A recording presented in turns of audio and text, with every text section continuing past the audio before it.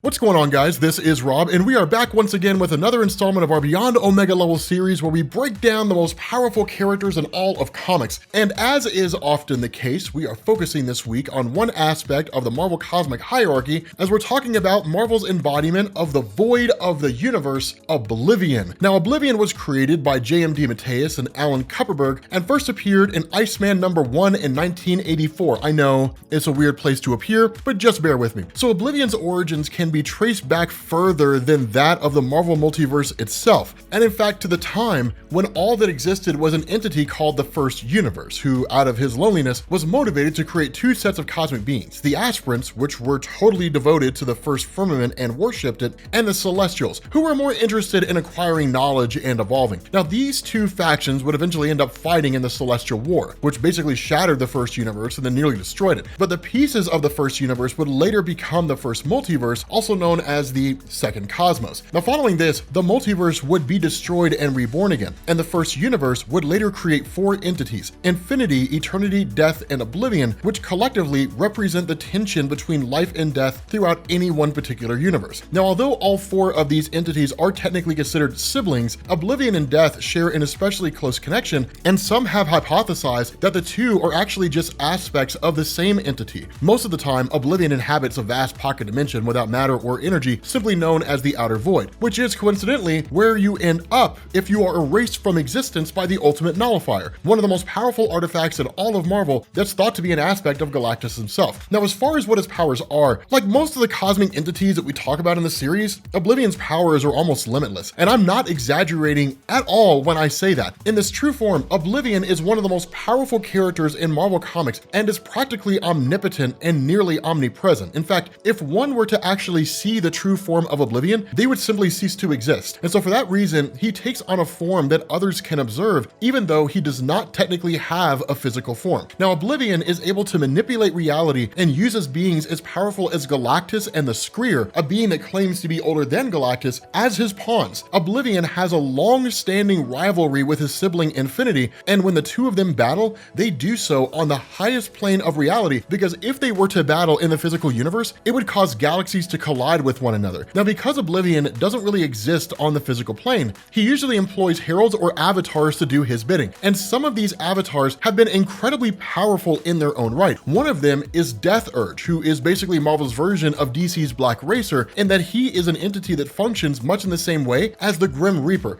bringing death to all that he touches, and is also able to travel at incredible speeds. That is, until Oblivion was so upset at Deathurge's inability to capture Squirrel Girl's pet squirrel Monkey Joe that he banished him to the physical plane in the form of a squirrel.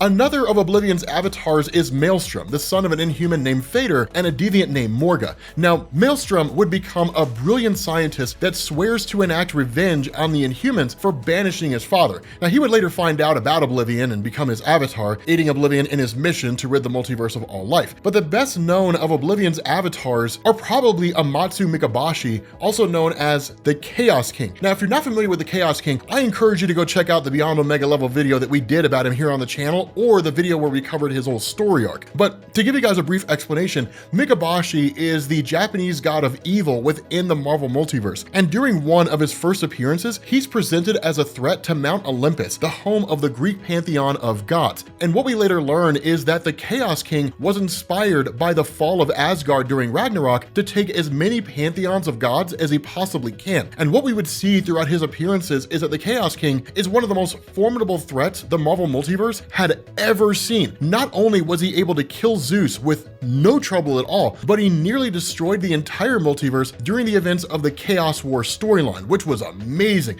Of course, I've also explained that here on the channel. Even some of the most powerful characters in Marvel Comics, including Hercules, Galactus, and Silver Surfer, were unable to kill the Chaos King, but he was ultimately defeated when he was sent to an alternate dimension. But as powerful as the Chaos King was, Oblivion states that the reason for his failure was that Chaos King was but one aspect of Oblivion himself, which would mean that Oblivion Oblivion is vastly more powerful than even the Chaos King. Now, it's also been speculated that another extremely powerful villain, Knull, the god of the symbiotes, is himself an aspect of Oblivion, although I don't think this has been officially confirmed by Marvel, but this idea comes from the instance where Jean Grey used her telepathic abilities on Knull and concludes that although he comes from darkness, he is not darkness himself, as the darkness existed before Knull, which led many readers to conclude that the darkness she's referring to is Oblivion. And if Knull is an aspect of Oblivion, that gives us even more evidence of his immense power, because all the heroes of Earth were unable to defeat Knull, even with the Sentry being effortlessly ripped in half by Knull until the Unipower showed up to basically save the day. But whether or not Knull is actually an aspect of Oblivion, we still know that he's far beyond Omega level. But Oblivion is one of Marvel's most powerful entities, which is why we rarely see him in action, as any battles with him would end in humiliating defeat for the heroes tasked with taking him down. But let me know what you guys think. Do you wish that we saw Oblivion more often? I'm kind of curious, but we're gonna bring this to an end. Thank you guys for watching, and I will catch you all later.